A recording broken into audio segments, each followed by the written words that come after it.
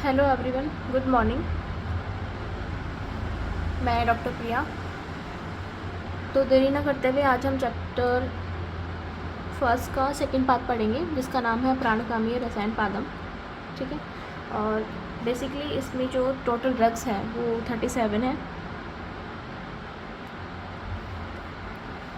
ठीक है, स्टार्ट करते हैं। रसायन से क्या क्या लाभ होता है? रसायन जब हम लेते हैं, बेसिकली आप अब मुझे ये बताओ कि रसायन कब लेते हैं या रसायन कब लेना चाहिए हमें। तो मैंने पढ़ाया था फर्स्ट पार्ट में कि रसायन जो होता है वो संशोधन के बाद में लिया जाता है। जब हम संशोधन कराते हैं, फॉर्मल विरेचन कराते हैं, उसके बाद में हमें रसायन का यूज़ करना चाहिए। ठीक है। तो रसायन जो होता है हमारे शरीर के लिए कितना लाभदायक होता है। रसायन से लेने से हमारा एज बढ़ती है। ठीक है। जो भी हमने पिछले फर्स्ट चैप्टर में रसायन पढ़ा था उन सबसे हमने देखा था कि उनके लाभ क्या थे। उनके लाभ यही थे कि एज बढ़ती है, ठीक है, आयुष्म, पुष्ट, काम, ठीक है, आरोग्य, और बॉडी को एकदम संगठित बनाता है, जठराग्नि को तेज करता है। तो ये सब चीज़ें जो है वो रसायन से लाभ है। तो इसमें हम इस कोटेशन में हम क्या पढ़ेंगे, ये जो हमारा कोटेशन है ये वाला, इसमें हम क्या पढ़ेंगे? इसमें है जो है वयस्क स्थापन। सबसे पहले वयस्क स्थापन। वयस्क स्थापन हमने आगे पहले भी देखा था कि जो हरित की होती है वो वयस्क स्थापनीय पराम होती है। तो आप इसमें कन्फ्यूजन मत हो जाना, क्रॉस मैचिंग वाले क्वेश्चन भी आते हैं आजकल कि वयस्क स्थापन हरित की, वयस्क स्थापनीय पराम, आश्वासन रीजन का क्वेश्चन आ सकता है। तो आप पता कैसे लगाओगे? तो वयस्क स्थापन जो है वो रसायन है, वयस्क स्थापनीय पराम जो है वो हरित की है। ठीक है। उसके बाद में हम ये भी देख लेते हैं कि जो रसायन होता है वो अनिल कफ पित्त साम्यकरण में दोष को क्या करता है? साम्य अवस्था में लाता है। ठीक है। और जो रसायन है वो प्रभाव वर्ण स्वर के लिए बेस्ट होता है। और अनेन च्यवन आदयो महर्षि। च्यवन यानी कि जो बूढ़े हो गए हैं, जो वृद्ध हो गए हैं, इसमें लिखा हुआ है कि जो वृद्ध हो गए हैं वो क्या होते हैं? पुनः जवान होते हैं। कब? लेने पे। ठीक है, रसायन का यूज़ करने पे। क्लेश सहास्य, ये हम रसायन का यूज़ करेंगे डेली डेली। एक काम करो, डेली डेली अपनी जो भी लेडीज़ वगैरह हैं उनको सुबह सुबह क्या खिला दो? च्यवनप्राश खिला दो। कलेश नहीं होंगे, कलेश को सह लेंगी। चलो मैं मजाक कर रही हूँ। ठीक है। कलेशास्य है। तो हमें इस कोटेशन में क्या याद करना है? हमें इस कोटेशन में याद करना है कि जो रसायन होता है वह है वयस्क स्थापनम होता है, त्रिदोष को शांत करता है, प्रभा वर्ण स्वर के लिए बेस्ट होता है, अनिल च्यवन आदि जो महर्षि हैं, मतलब जो बूढ़े हो गए हैं वो जवान हो जाते हैं और कलेश को सहने की शक्ति मिलती है। फिर हमारे पास है ये वाला, ग्राम्य आहार से हानि। अब हम इस कोटेशन में देखेंगे, वैसे ये कोटेशन में कोई याद करने लायक नहीं है, आपको नॉलेज मिल जाएगी बेसिक। ग्राम्य आहार क्या होता है, किसका यूज़ करना चाहिए, किसका यूज़ नहीं करना चाहिए। बाकी एग्ज़ाम के पॉइंट ऑफ व्यू से इसमें से कोई क्वेश्चन नहीं बनेगा। सर्वे शरीर दोषा भवंती। ठीक है, शरीर के जो भी दोष होते हैं वो किससे होते हैं? ग्राम्य आहार से। ठीक है, यानी कि वातादि दोष मान लो, जो भी शारीरिक वातादि दोष है। वातादि दोष आदि बोलती है ना, तो मतलब त्रिदोष। इसमें सिर्फ वात नहीं है, इसमें वात पित्त कफ भी है। ठीक है। तो सर्वे शरीर दोष है, यानी कि सभी शरीर के जो सारे प्रकार के दोष है, 3 प्रकार के दोष होते हैं, वो किससे होते हैं? ग्राम्य आहार से होते हैं। और ग्राम्य आहार होता क्या है? अम्ल होता है, लवण होता है, कटु होती है, क्षार होती है, शुष्क शाक होती है, मांस, तिल पलल, पिष्ट, अन्न भोजना, विरुद्ध, ये सारी चीज़ें पढ़ना। अभिसंधि भोजन, क्लीन भोजन, ये तो आपको वैसे भी पता होगा, थर्ड ईयर फाइनल में पढ़ा दिया जाता है कि बॉडी के लिए कौन सा भोजन उपयोगी है, कौन सा उपयोगी नहीं है। ठीक है। इसमें ये भी है, अस्थिषु मज्जा शुक्रम न प्रवर्तते, क्षयम उपेति ओजम स एव भूतो कलायन्ति। तो मतलब ये है कि ग्राम्य आहार के सेवन से क्या होता है? हड्डियों में मज्जा नहीं आती है, शुक्र की उत्पत्ति नहीं होती, ओज का क्षय हो जाता है। तो वही है, वो धातुओं से ये चीज़ें होगी। ठीक है। तो फिर है आगे का,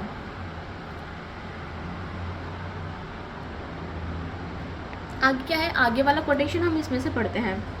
आंवला घृत, आंवला घृत में क्या है, आंवला घृत कैसे हम यूज़ करते हैं, इससे क्या लाभ है, ये सारी चीज़ें हम पढ़ेंगे। देखो, उत्तम भूमि में और अपने नियत समय पर उत्पन्न आंवला जिसका गंध रूप और रस विकृत न हुआ हो तथा जिस आंवले में पूर्ण रूप से रस प्रमाण और वीर्य वर्तमान हो, ऐसे आंवले के स्वर उसकी चतुर्थांश गधः पूर्णा के कल्क से गोवृत एकाड़क लेना है।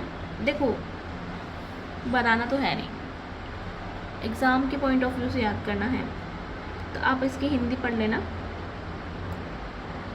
ठीक है। और आंवले घृत में हमको जो मैंने लगा रखा है सोवर्ण, राजते और मार्तिके, यानी कि सोने की, चांदी की और मिट्टी की हमें पात्रों में इसको रखना है। और प्रयोगात वर्ष द्वैवर्षतम वयोजरम तिष्ठति, इसका मतलब क्या है, इसका मतलब ये है कि 3 साल तक इसका यूज़ करने पर डेली, ठीक है। मनुष्य जो होता है 100 साल तक जीवित है, हर रसायन का यही है, 3 साल तक सेवन करेंगे, 3 साल तक सेवन करेंगे, 3 साल तक सेवन करेंगे, उससे क्या होगा, 100 वर्ष तक व्यक्ति क्या होगा, जीवित रहेगा। वैसे भी आप लोगों ने आप एज देखी होगी, आजकल के एज को कोई डिसाइड नहीं कि कितनी एज है, मैं इसलिए 60 ही मान लो। इससे क्या होता है, इसमें नॉर्मली देखो, अप्रतिहत गति स्त्रीषु अपत्यवान भवति थी। आंवले घृत से क्या होता है, अप्रतिहत गति स्त्रीषु, स्त्री संभोग करता है कंटिन्यूअसली, अपत्यवान भवति थी, और संतान वाला होता है। आंवले घृत का यूज़ करने पे क्या होता है, व्यक्ति जो होता है वो निराबाधा कहता है, स्त्री संभोग करता है, और अपत्यवान भवति थी का मतलब होता है संतान वाला हो जाता है। एक बार मैं इसकी हिंदी पढ़ देती हूँ, आप लोग बोलोगे कि मैम इतना सही पढ़ाया है, ठीक है।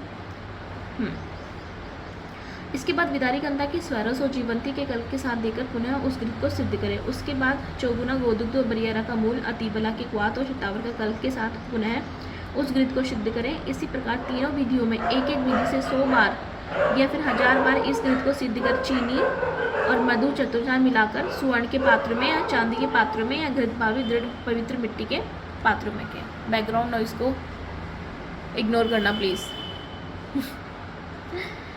ठीक है, अब इस घृत को कुटी प्रावेशिक विधि के द्वारा अग्नि बल के अनुसार प्रातःकाल 1 बार प्रतिदिन सेवन करें। वही है कि सारे रसायन हमने बेसिक क्योंकि कुटी प्रावेशिक विधि से करना है। जब घृत पच जाए तो सायकाल घृत मिश्रित दूध से शाली चावल या साठी के चावल से के भात का भोजन करें और 3 वर्ष तक इसका सेवन करेंगे तो 100 वर्ष तक मनुष्य जीवित रहेगा, ठीक है। और निराबाधा इससे संभोग करता है संतान उत्पन्न। यानी कि आंवले घृत में आपको नॉर्मली ये याद करना है कि 3 मिट्टी के पात्र 3 पात्र हैं, सोना, चांदी और मिट्टी, उसमें रखना है। और अप्रतिहत गति स्त्रीषु अपत्यवान भवति, ठीक है। अप्रतिहत गति स्त्रीषु अपत्यवान भवति, ये आंवले घृत में है। अब इसके मैन जो है कि हमें इसका हम देखेंगे ये वाला कि आंवले घृत से और क्या क्या होता है।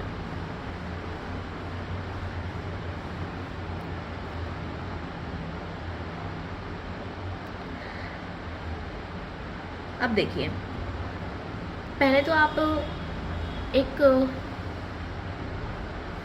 निमोनिक लिख लीजिए। विपुल का बड़ा शरीर बारिश में आंवले घृत में गिरा। विपुल का बड़ा शरीर बारिश में आंवले घृत में गिरा। आप इधर आओ।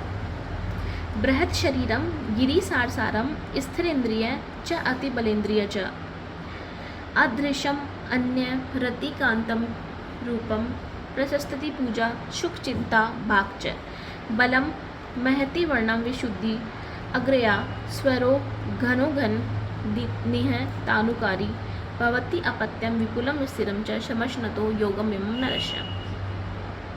आंवले घृत से क्या होता है, बृहत् शरीरम मनुष्य का विशाल शरीर, गिरी सारसारम, और गिरी मतलब होता है पहाड़, पहाड़ के सार की तरह क्या हो जाता है, दृढ़ हो जाता है। जब मनुष्य आंवले घृत का यूज़ करता है तो उससे मनुष्य का शरीर जो होता है बड़ा बलवान हो जाता है और पहाड़ की तरह, पर्वत की तरह उसका जो शरीर है वो दृढ़ हो जाता है। स्थिरेन्द्रिय च अति बलेन्द्रिय च, उसकी इंद्रियां स्थिर हो जाती है, उसका जो बल है मतलब वो अत्यंत बलवान हो जाता है, उसकी इंद्रियां स्थिर और उसका जो बॉडी है वो पूरी बलवान हो जाती है। ठीक है। अदृश्यम अन्य रतिकांतम रूपम, मतलब वो किसी भी पुरुष से पराजित नहीं होता है। ठीक है।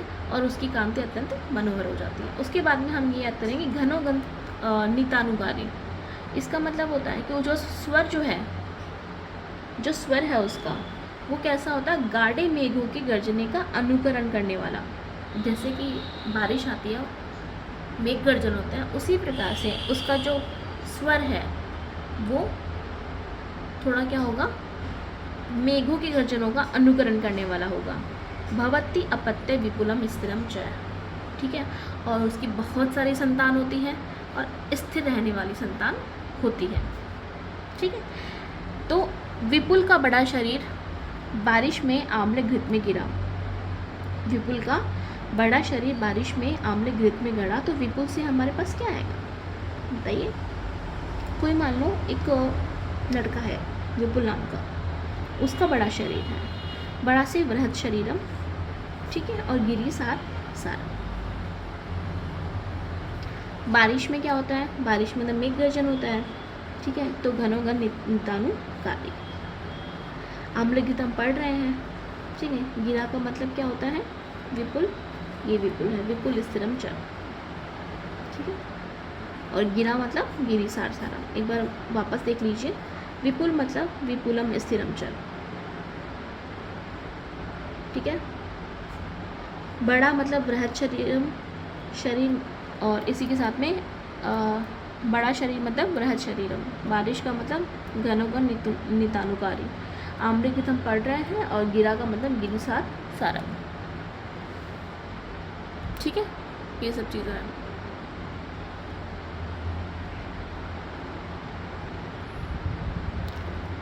आगे हम पढ़ेंगे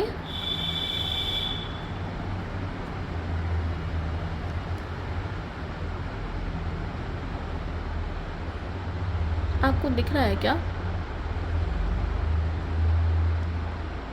या थोड़ा प्रॉब्लम हो रहा है तो एक बार मुझे उसके अकॉर्डिंग बता दो।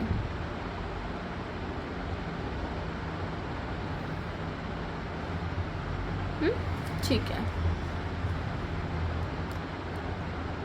यार, अगर ज़्यादा बच्चे होते थे ना तो मैं क्लास ले लेती गूगल मीट पे, बट मैंने अभी स्टार्ट किया, तो जितना हो सके ना प्लीज़ बच्चों को लेके आइए। देखो मैं फ्री ऑफ कॉस्ट पढ़ाऊँगी, यूट्यूब पे मेरा फ्री ऑफ कॉस्ट रहेगा, लेकिन गूगल मीट पे पेमेंट के बेसिस पे होगा। ज़्यादा पेमेंट नहीं होगा, जो बाकी क्लासेस लेती है उसके अकॉर्डिंग नहीं होगा, पेमेंट कम ही होगा। अगर आप इच्छुक हो तो ठीक है, वरना आपको अगर फ्री ऑफ कॉस्ट पढ़ना है तो आप यूट्यूब पे पढ़ सकते हो।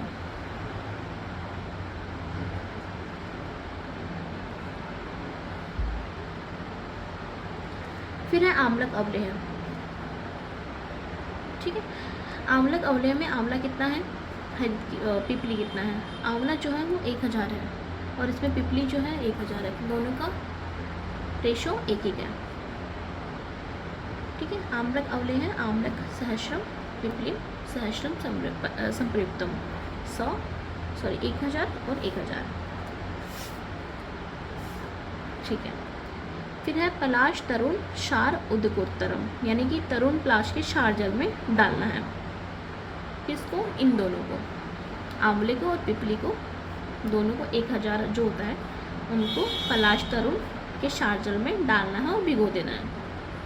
जब अच्छी प्रकार क्षार जल का शोषण आंवले और पीपल के कर ले, तब गुठली को निकालकर दोनों को छाया में सुखा ले और उनका चूर्ण बना ले।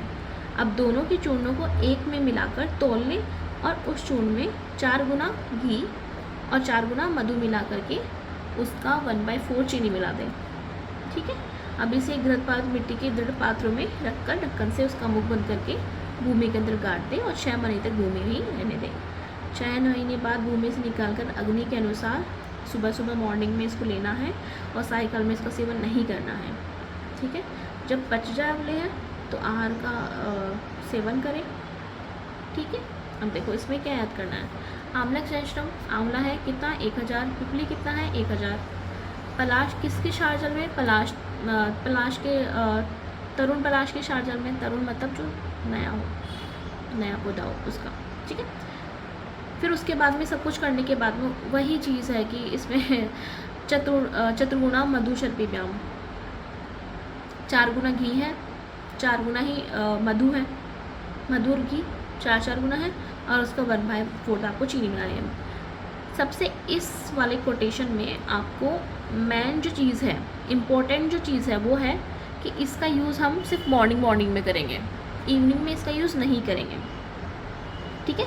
पूर्वाहिकम प्रयोगो न अपराहिकम, इसमें लिखा हुआ है कि आंवलक अवलेह को सिर्फ मॉर्निंग में ही यूज़ करना है, इवनिंग में यूज़ नहीं करना है, ये आपको खासकर ध्यान देना है।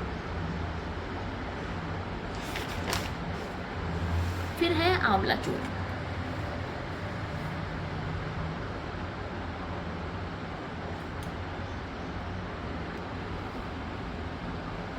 अब उसके बाद में हमारे पास है आंवला चूर्ण,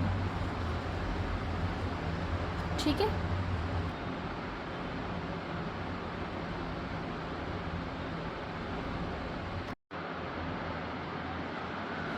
अब हम पढ़ाएंगे आंवले का चूर्ण। आंवलक चूर्ण में नॉर्मली आपको ये याद रखना है कि इसमें पिपली कितनी है, कितनी लेनी है, कितनी नहीं लेनी, उतना है। आंवला चूर्ण जो हम लेते हैं वो 1 आड़क लेते हैं, और उसके बाद में 1000 उत्तम आंवले का स्वरस लेते हैं, ठीक है।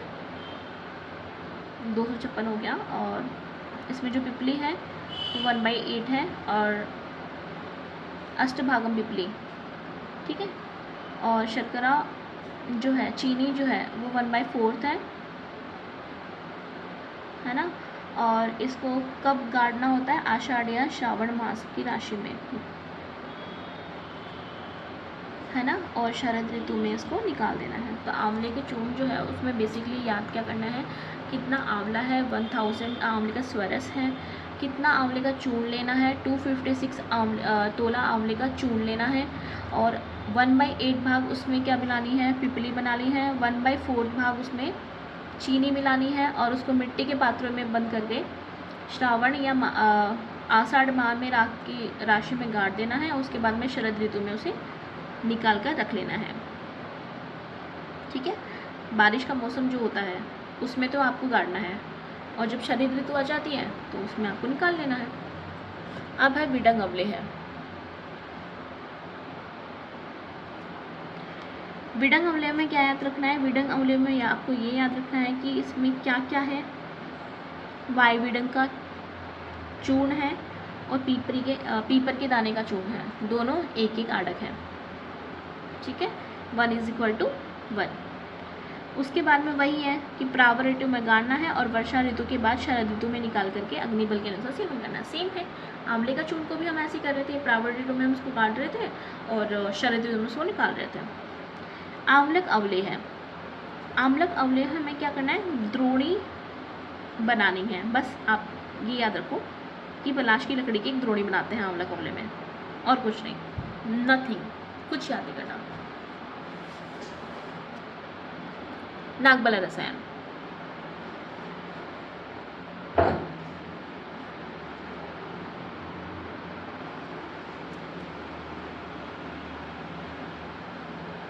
नागबला रसायन में आपको क्या याद रखना है, धनवनी कुशा तीर्णे, ठीक है। नागबला कहाँ पे उगी हो, जहाँ पे कुशा उत्पन्न हुई हो वहाँ की लेनी है, ठीक है। कब नागबला को उखाड़ना है, ये भी तो होता है ना, आंवले को तोड़ने की विधि होती है, ड्रग्स को तोड़ने की भी विधि होती है, आंवले को कब तोड़ते हैं, उसी प्रकार से नागबला है, नागबला को हम कब तोड़ेंगे, तपसी तपस्या माँ से सूची प्रियतः। तपसी तपस्या का मतलब क्या होता है, माघ या फाल्गुन, यानी कि माघ या फाल्गुन में इसको उखाड़ना है, ठीक है। अच्छी प्रकार से मूल को धोना है ना, और एक अक्ष या फिर एक कश लेकर के दूध में घोलकर प्रातःकाल एक बार सेवन करना है, ठीक है। नागबला रसायन में क्या याद करना है आपको? नागबला रसायन में ये याद करना है कि नागबला कब लेते हैं। तो नागबला लेंगे हम तपसी तपस्या व मासी, मतलब माघ या फाल्गुन में हम उसको लेना है। और क्या करना है, कितना लेना है, उसको पीसना है ना, नागबला को पीसना है, उसके मूल को पीसना है, ठीक है। और एक आम्र, एक पल या फिर एक रस लेकर के दूध में घोलकर प्रातःकाल एक बार सेवन करना है। मतलब जो मूल है, जो मूल का कल हमने बनाया वो कितना लेना है, वो एक रस लेना है, और या फिर एक आम्र लेना है या एक पल, सेम 4 चीज़ें हैं। इनको दूध में घोलना है और दूध में घोलने के बाद में हमें इनको मॉर्निंग में लेना है, ठीक है। संवत्सरम प्रयोगात, संवत्सर का मतलब क्या होता है कि 1 साल तक हम इसका यूज करेंगे। तो वही है कि मनुष्य 100 साल तक जिएगा, बाकी 3 साल था, ये सिर्फ 1 साल है, ये भी याद करना। 1 साल तक इसका यूज करने से क्या होता है, 100 बरस तक व्यक्ति जीता है। हो गया, ये लगा लेना। ध्वनि कुशा तीर्णे तपसी तपस्या मासी सूचि पर्यात त्वक पिंड आम्रे मात्र अक्षमात्रम संवत्सरम प्रयोगात, ठीक है, ये वाला और ये वाला, ये जो है।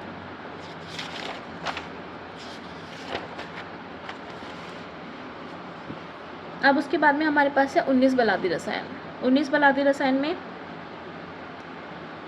19 रसायन होते हैं। बला, अतिबला, श्वेत चंदन, काला अगर, धव, तिनिश, खदिल, शीशम, अशन, विजयसार। ये विजयसार जो होता है वो बेस्ट होता है मधुमेह। इनका स्वरस और पुनर्नवा अंत में है।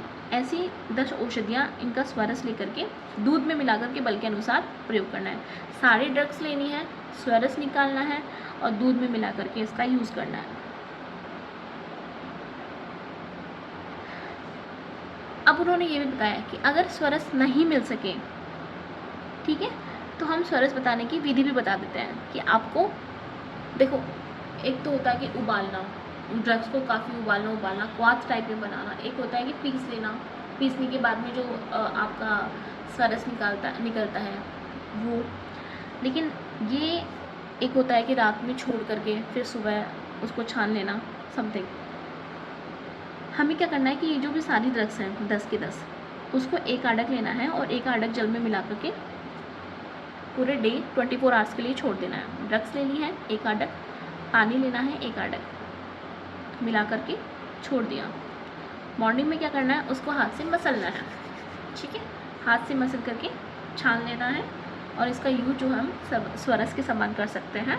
और जो स्वरस लेते हैं उसको दूध में मिला करके बल के अनुसार ले लेंगे। ये हमारे पास है 19 बलादी रसायन। अब है भल्लातक क्षीर, बड़ा इम्पॉर्टेंट है, याद करना। भल्लातक क्षीर में हम भल्लातक ऐसा लेते हैं जो कटे फटे ना हो, जो टूटे ना हो, जिसमें कीड़े ना लगे हो, ठीक है, जो खराब ना हो, जिसकी पोटेंशियल वीर्य काफ़ी अच्छी हो। पके हुए जामुन लेंगे। तो देखो इसमें याद क्या करना है, पक्व जाम्बो प्रकाशानी, जो पके हुए जामुन हैं उनके समान काले वर्ण के हो। जामुन क्या होता है, ब्लैक कलर के होता है ना, पर्पलिश, डार्क पर्पल या ब्लैक, ठीक है। तो उसी प्रकार से है जो पक्व जाम्बव प्रकाशानी, पक्व जामुन के समान काले वर्ण के हो, ठीक है। सूचो सुक्रे व माँ से संग्रहित। सूचो सुक्रे का मतलब क्या होता है, इसमें होता है ज्येष्ठ या फिर आषाढ़, ठीक है। हमने पिछले में क्या पढ़ा था, बताओ, तपसी तपस्या पढ़ा था ना, नोट कर लेना इसको। तपसी तपस्या किस वाली ऋतु को बोलते हैं, माघ या फाल्गुन को बोलते हैं तपसी तपस्या। सहसी सहस्य किसको बोलते हैं, अगहन पोष वाले को। सूची शुक्र किसको बोलते हैं, ज्येष्ठ या फिर आषाढ़ वाले को, ठीक है। तो इसको कब, ज्येष्ठ या फिर आषाढ़ माह में, सहसी सहस्य, इसको हेमंत ऋतु में इसका यूज़ करना है, ठीक है। अगहन पोष, इस वाली ऋतु में हमको क्या करना है, इसको लेना है।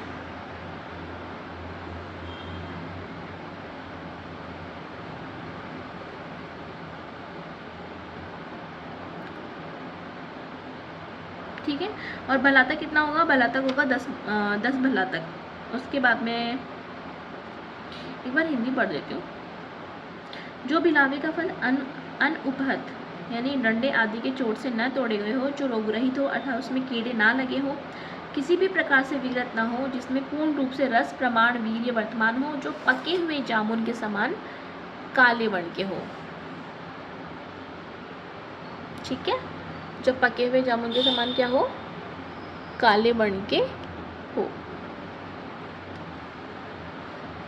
ऐसे बिलावे के फल को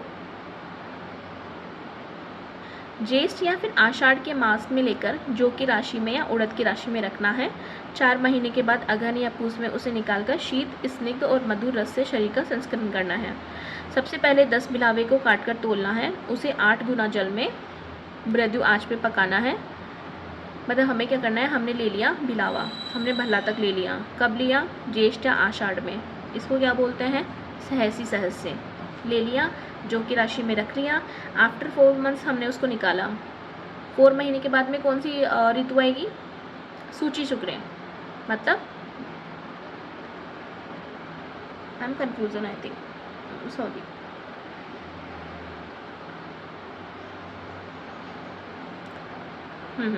ठीक है, हम उसको ज्येष्ठ आषाढ़ में हम ले रहे थे, ठीक है, उसको रख रहे थे। रखना कब है, ज्येष्ठ या फिर आषाढ़ में, सूची शुक्रों में, ठीक है। और उसके बाद में उसको निकालना कब है, अगहन या पोष में, या फिर सहसी या फिर सहस्य इसको बोलते हैं, ठीक है। और मास और फाल्गुन को क्या बोलते हैं, तपसी तपस्या। ले लिया, फिर उसके बाद में हमको क्या करना है, बिलावे को लेना है, तोलना है। 8 गुना जल में, जितना बिलावा है उसका 1/8 सॉरी जितना बिलावा है उसका 8 गुना जल में हमको पकाना है। जब 1/8 रह जाएगा तो छान लेना है। छानने के बाद में उसमें दूध मिलाना है, ठीक है। पीने से पहले मुख के भीतरी भाग में घी का लेप लगाना है, क्योंकि आपको पता है भल्ला तक की कंडीशन क्या होती है। भल्ला तक जो होता है इन्फ्लामेशन करता है, साइड में अल्सर वगैरह कोज कर देता है। भल्ला तक तीक्ष्ण होता है ना, साइड में अल्सर वगैरह को, और उसकी नॉर्मली भल्ला तक क्या होता है, विष का यूज़ करता है, इसीलिए हम उसमें क्या होता है, घी लगाते हैं जिससे कि बर्निंग ना हो। इसके बाद एक बिलावे हमको क्या करना है, प्रतिदिन 10 बिलावे का यूज़ करना है। एक एक बिलावा प्रतिदिन बढ़ाते जाना, और 20 और 30 तक ना हो जाए तो 30 के बाद बिलावे की संख्या नहीं बढ़ाई जाती है। सब छोड़ो,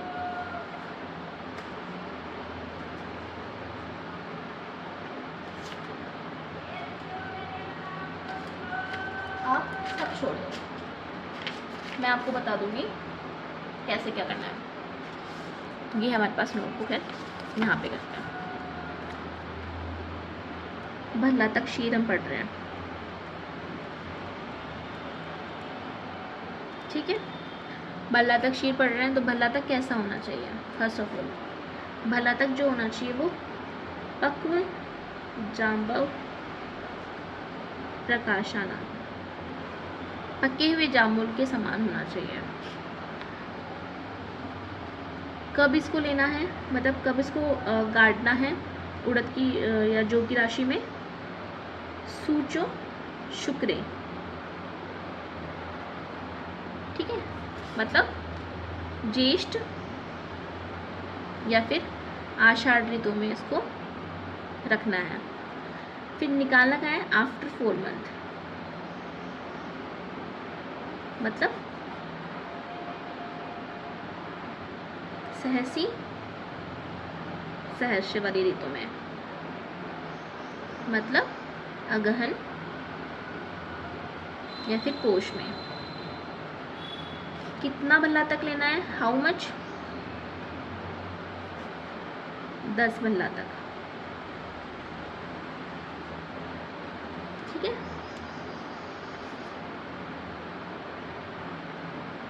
फिर इसका यूज़ कैसे करना है, 10 भल्ला तक स्टार्ट करना है, एक एक बढ़ाते जाना है, डेली एक एक बढ़ाना है, ठीक है। इसमें लिखा हुआ है जब तक 30 हो जाएंगे ना तब तक रहना है, फिर उसके वापस में कम बैक करते हुए एक एक संख्या बढ़ाती जानी है।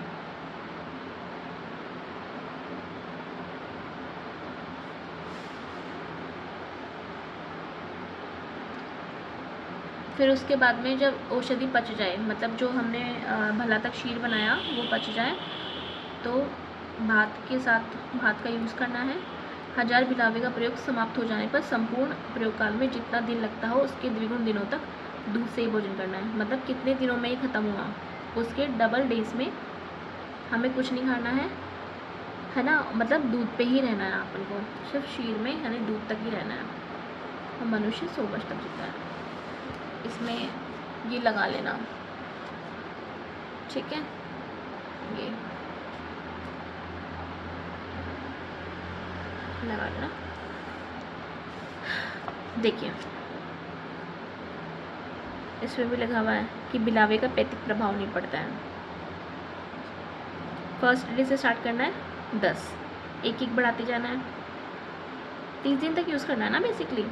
देखो 30 बिलावे तक हमने बढ़ा दिया, 30 तक हो गया। उसके बाद में एक एक को कम करते जाना है।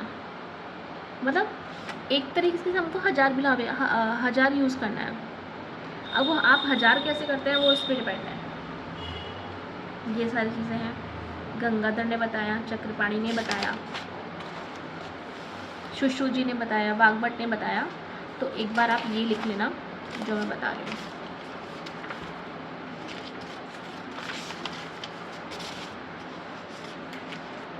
अकॉर्डिंग टू चरक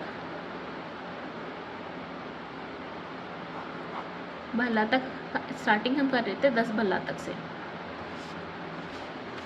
10 भल्ला तक से हम स्टार्ट कर रहे थे।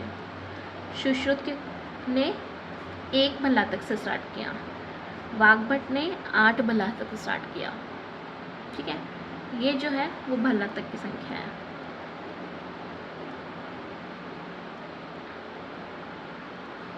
सुश्रुत 30 तक लेके गए, सॉरी चरक 30 तक लेके गए, 30 भल्ला तक लेके गए। सुश्रुत 70 भल्ला तक लेके गए और वाग्भट ने 40 भल्ला तक लेके गए, 40 तक लेके गए।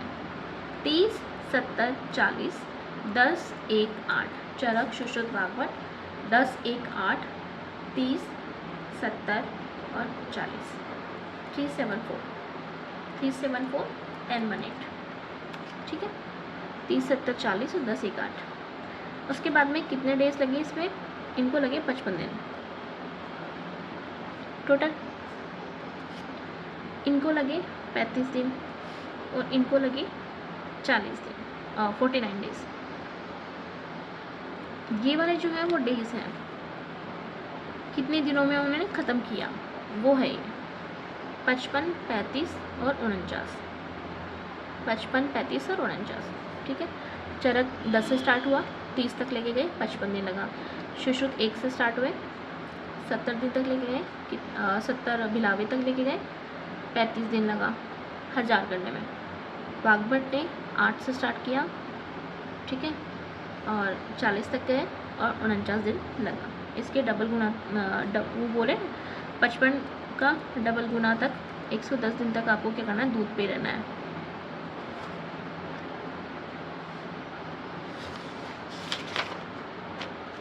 उसके बाद में है भल्ला तक शोद्र,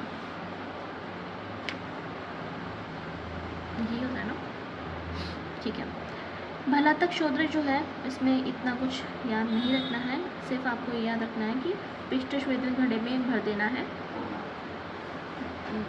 पूर्ण रस वीर्य संपन्न बिलावों को छोटे छोटे टुकड़े का पिष्ट स्वेदन घड़े में भरकर रख दें। एक अन्य घड़ा जो घृत से भावित हो, दृढ़ हो, उसे भूमि में गले तक गाड़ दें। अब इस गड़े हुए घड़े के ऊपर बिलावे से भरे हुए घड़े को रख दें, ठीक है।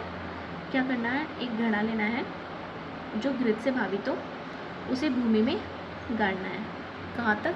गले तक, यहाँ तक। ये जो गला है ना, यहाँ तक भूमि में गाड़ देना है, ठीक है। अब इस गड़े हुए घड़े के ऊपर बिलावे से भरे हुए घड़े को रखना है। एक और घड़ा रखना है जिसमें बिलावा हो। बिलावे वाले घड़े के मुख को ढक्कन से बंद कर काली मिट्टी से ऊपर के घड़े का सारा भाग और भूमि में गड़े हुए घड़े के मुख की संधि भाग को ऐसे बंद कर दे जिससे नीचे के घड़े से वाष्प बाहर न निकले। अब घड़े के ऊपर गोहरे को लगा, मतलब इस घड़ा जो है इस घड़े के ऊपर आपको लगाना है, मतलब मिट्टी फैला देना, अच्छे से कवर कर देना। उसके बाद में उत्प्ले रख देना इसमें। गोहरे के आग से बिलावे स्विन हो जाएंगे। उस समय उस बिलावों का जो स्वरस नीचे के घड़े में आ जाए, उस तेल से 8वां भाग मधु मतलब जितना आपको तेल मिल रहा है उस तेल से 8वां भाग मधु, 1/8 भाग मधु और द्विगुण घी मिला करके सेवन करना है। समझ में आई बात कुछ? जो हमने यहाँ पे बिलावे लिखा था और यहाँ पे घृत से लिप्त किया था, ठीक है, जो हमें तेल मिल रहा है ना, उसका 8वां भाग मधु है और 2 गुना घी के साथ हमको सेवन करना है। यही है अष्टम भाग मधु संप्रयुक्तम द्विगुण घृत। ठीक है, पूछ सकते हैं स्वरस मधु और घृत का कितना वो है, रेशियो है। स्वरस 1 हो गया तो मधु 8 गुना और घी 2 गुना। ठीक है, 8वां भाग मतलब 1/8 होता है।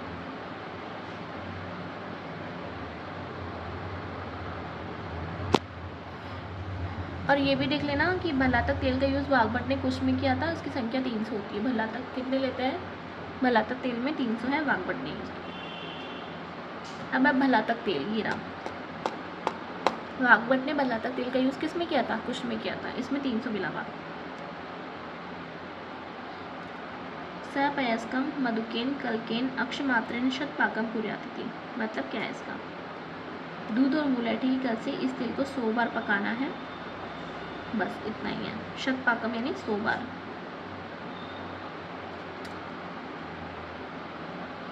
भलातक के 10 योग हमें याद करना है। भलातक सर्पी, क्षीर, शोद्र, गुड़ भलातक, भलातक यूष, भलातक तेल, भलातक पलल, भलातक सत्तू, भलातक लवण, भलातक तर्पण, भलातक सेवन करने के लिए इन 10 विधियों का यूज़ किया गया है। इसके एक निमोनिक है DM स्टाइल मत पालो। ठीक है, DM स्टाइल मत पालो। D से हमारे पास होता है मिल्क, दूध या फिर क्षीर। M से होता है मीठा, और मीठा क्या होता है? गुड़। ठीक है, M से क्या होता है? मीठा, और मीठे से गुड़ होता है। S से क्या होता है हमारे पास में? सर्पी या फिर सत्तू। ठीक है, T से हमारे पास क्या होगा? ऑयल, तेल। Y से होगा यूष। L से होगा लवण। M से होगा मधु। T से होगा तर्पण, और पालो से हो गया पलल। वापस से को DM स्टाइल मत पालो। D से दूध हो गया जिसे हम क्षीर बोलते हैं। M से M से मीठा जिसे हम गुड़ बोलते हैं। STYLE style. S से हमारे पास हो गया सर्पी, सत्तू। T से हमारे पास हो गया तेल। Y से यूष। L से लवण। हाँ जी, और इसमें मधु, तर्पण और पलल। उसके बाद में हमारे पास है बिलावे का गुण। बिलावे का गुण क्या होता है? भलातकानी, ये कोटेशन आपको दे सकता है और उसके बारे में पूछ सकता है कि किसके बारे में है? भलातक के बारे में है या फिर शीलाजीत के बारे में है, शीलाजतु के बारे में है, हाँ, या फिर गुगलू के बारे में है। तो ये सारी चीज़ें आ सकती है। भलातकानी तीक्ष्णानी पाकी अग्नि समानी च भवंती अमृत कल्पानी प्रयुक्तानी यथाविधि। मतलब बिलातक जो होता है तीक्ष्ण पाक उत्पन्न करने, मैंने बताया था आपको तीक्ष्ण होता है, तो बिलावा अग्नि की तरह तीक्ष्ण पाक उत्पन्न करने वाला होता है। अल्सर कोज कर देता है। अगर बिलावा अपनी बॉडी पर लग जाएगा अल्सर हो जाएगा, किंतु इसका अगर विधि पर यूज़ किए तो अमृत के समान लाभ करने वाला होता है। भलातकानी तीक्ष्णानी, भलातक तीक्ष्ण होता है, पाक की अग्नि यानी अग्नि के समान। भवंती अमृत कल्पानी, अगर इसका यूज़ हम यथाविधि यूज़ करेंगे तो क्या होगा? ये अमृत के समान लाभ करने वाला होगा।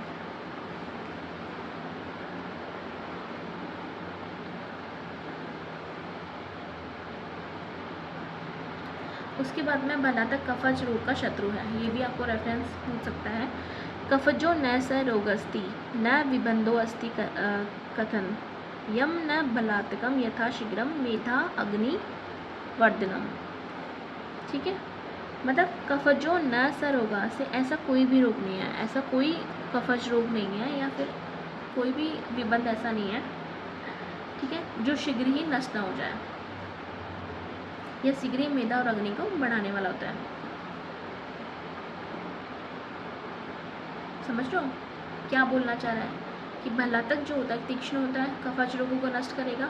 तो कफज रोग या विबंध मतलब इसका यूज़ करने से ऐसा कोई भी कफज रोग या विबंध रोग नहीं है जो शीघ्र ही नष्ट ना हो जाए, जल्दी से नष्ट हो जाएगा। ठीक है, और यथाशीघ्र और मेधा अग्नि और से मेधा और अग्नि को बढ़ाने वाला। फिर उसके बाद में है संयोग सिद्धा भूत हितेशिना। इसमें संयोग और सिद्धि के बारे में लिखा है। प्राण प्लस संयोग से हमको क्या मिलेगी? सिद्धि। ठीक है, 37 हमने पढ़ लिया। क्या क्या पढ़ा बताइए, हमने क्या क्या पढ़ा इसमें हमको बताइए। कितनी सारी हमने औषधियाँ पढ़ी है, भल्लाता की पढ़ी है, नागबला की पढ़ी है, आंवले की पढ़ी है, विडंग की पढ़ी है, बलादी रसायन पढ़ा है। ठीक है, तो इसको याद कैसे करेंगे? क्योंकि आ सकता है ना कि सेकंड पार्ट में बताइए आपने कौन कौन सी औषधियाँ पढ़ी। ये औषधि सेकंड पार्ट में है, ये औषधि थर्ड पार्ट में है, तो वो सब चीज़ें।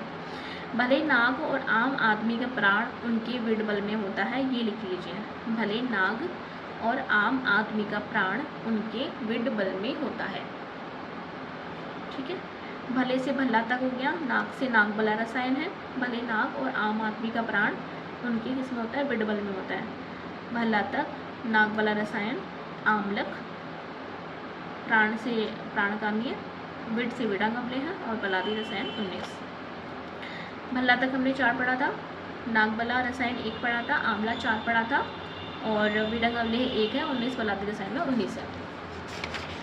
समरी में आपको स्टार्टिंग से एक बार बता देती हूँ। हमने ये पढ़ा था वैसे स्थापनी पराम खरीद की होती है, और वैसे स्थापनम जो होता है वो रसायन होता है। उसके बाद में हमने पढ़ा था ग्राम में आहार से हानि क्या क्या होती है।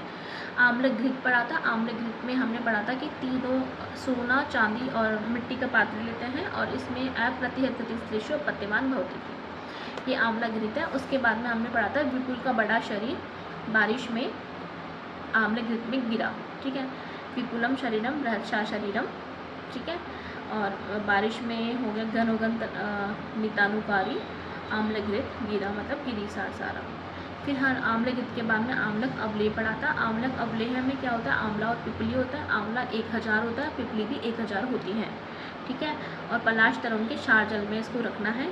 और ये याद रखना है कि जो आंवलक अवलेह है उसका यूज़ हमें सिर्फ मॉर्निंग में ही करना है, इवनिंग में नहीं करना है ना।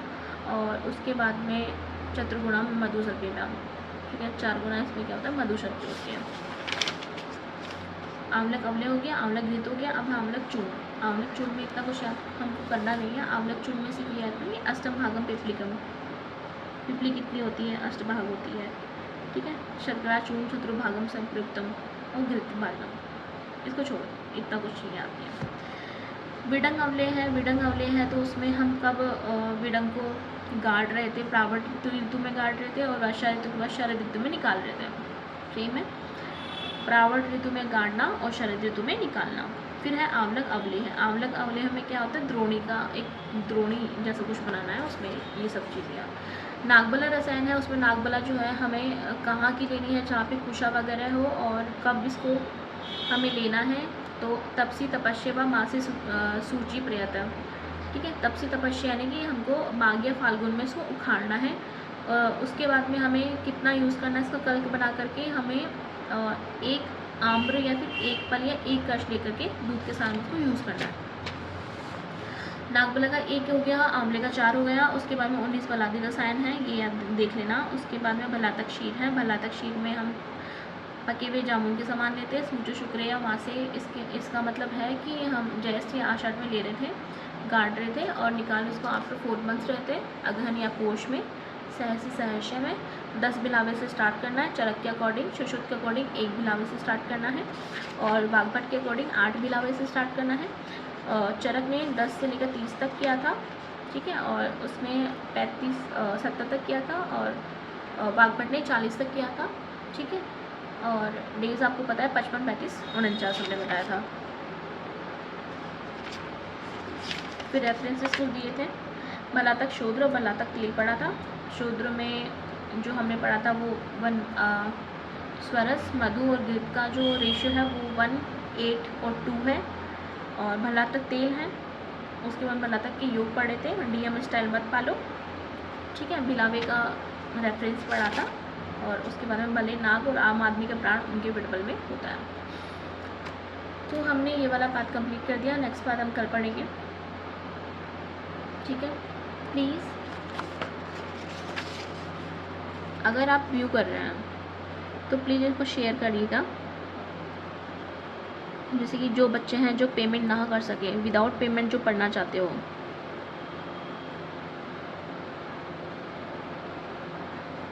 बिना पैसों के, वो पढ़ सकते हैं फाइनल ईयर के साथ या फिर इंटर्न के साथ, ठीक है।